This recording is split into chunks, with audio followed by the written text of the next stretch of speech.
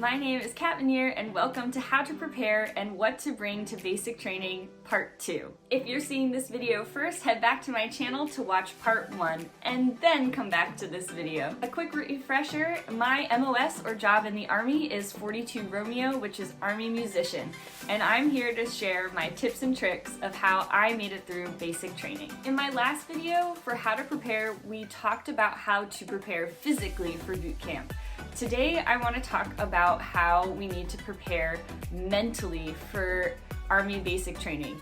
And maybe something that a lot of people don't know is there's actually a lot of things that you have to study and memorize in order to make it through basic combat training. I personally thought that during such an extremely tough physical and mental time, it was going to be hard for me to memorize things under duress. So I decided to memorize most of the things that I would need to know for basic training before I went, and honestly, that saved me. When you get to reception, all of you are going to get the Army Bible or the Blue Book, which you will have plenty of time to study in reception, but if you want to get a head start, I'm going to tell you what you should study before you go to basic training. The first thing that you're going to want to study is the Soldier's Creed. This is quite long and some of the wording can be funky, so I would start memorizing this now because you are going to be saying it a lot and you don't want to be called out for not knowing it.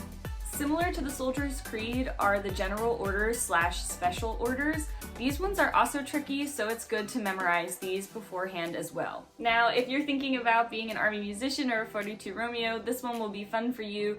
You need to memorize the Army song. It's quite catchy and it helps for long plank times. You should also memorize the phonetic alphabet and numbers. These were new to me and you will use them as part of your training in BCT. Another important one to memorize is the ranks of the enlisted and officers. The ranks were confusing for me, and that is not something you want to mess up while you are basic training because you will pay for that. So make sure you memorize your ranks. I printed out the picture of the ranks and then I put them on flashcards and I just used those. I actually brought those with me to study while I was waiting. The other thing that you might want to do if you're not familiar with it yet is military time. Everything is going to be in 24-hour time as soon as you start basic training. So a couple months before I went to BCT, I just switched all of my clocks to 24-hour time, and that really helped me feel familiar with it, and then I wasn't being confused when I heard different times. All of this information is available on futuresoldiers.com. You should get an account through your recruiter, and this is where I studied all of this information.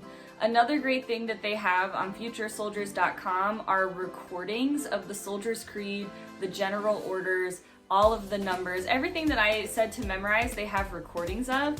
And what I did was I downloaded those recordings on my phone and I would just play them on repeat in my car and say them along with the recording, and that's how I memorized most of this information before I went. Also, if you have time, there are more lessons on futuresoldiers.com so you can get ahead on map reading and other things like that. I wish I would have done more studying for land navigation because that was very hard and sometimes it wasn't explained in the best way for me to learn. So if you can spend some time on the medical and land navigation lessons, that'll give you the heads up when you get to that part of basic training. I also wanted to mention some other items that I brought with me. So I ended up bringing a very small wallet to fit my CAT card, my debit card, and any cash that I had. It was really helpful having such a small wallet that could fit in my pockets easily or even fit in my camelback as well. You won't have your phone with you at basic training,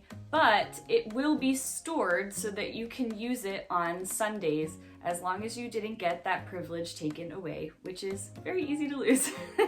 But for your phone, here are the things that I recommend bringing so that you will be able to be in contact with your family. Make sure, of course, that you bring a charger, a charging block, and cord. I also brought a small pair of simple headphones and a battery bank. These were really helpful because often, at least at Fort Jackson, when we had phone time, it's all of you kind of in the same room together, so it could be really hard to hear your family with everyone talking. So having headphones to be able to put in and isolate your sound from everybody else was really good. Also, because you're all in the same room together, there are only so many outlets, and it is a fight to get one. So here's what I did so that I didn't have to fight for an outlet. I actually had a battery bank, and what I would do was when my phone needed to be charged, I would just plug it into the battery bank, and I would hold the battery bank and my phone up to my ear. Super ratchet, but hey, I got to talk to my family. When I didn't need the battery bank, I would use my headphones, and then I would usually stick my battery bank in an outlet that was like on the ceiling, or one that nobody wanted to use because you couldn't sit down and call your family.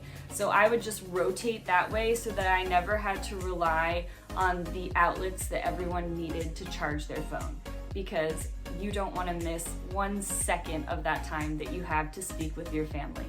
Let me know if you have any specific questions about basic training or any questions about being an Army musician. I would love to answer them, and I look forward to seeing your comments. Thank you so much for watching, and see you later.